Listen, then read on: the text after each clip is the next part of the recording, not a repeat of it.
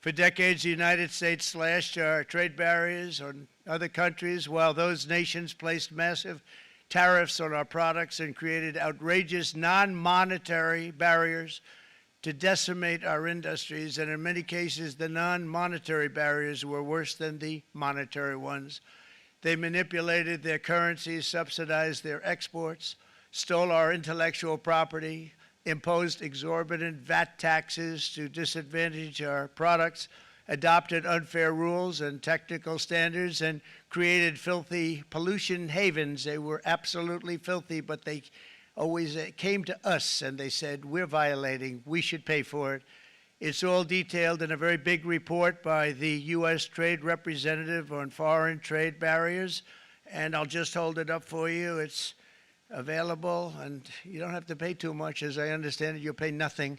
It's a lot of work for something, actually, because it's a special book. It's very, frankly, it's very upsetting when you read it, when you see what people have been doing to us for 30 years.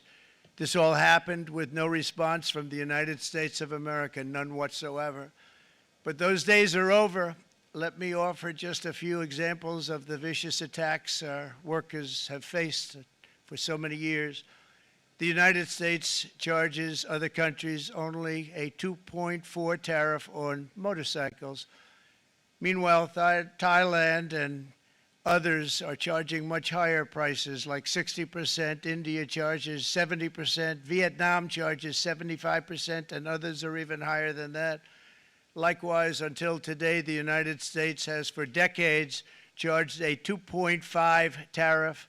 Think of that, 2.5% on foreign-made automobiles.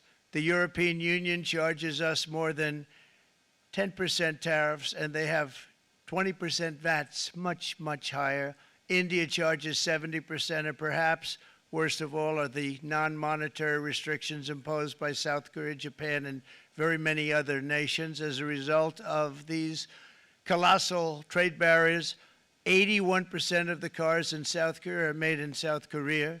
94% of the cars in Japan are made in Japan.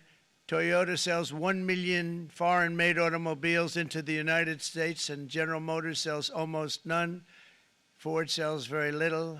None of our companies are allowed to go into other countries. And I say that, friend and foe, and in many cases, the friend is worse than the foe in terms of trade.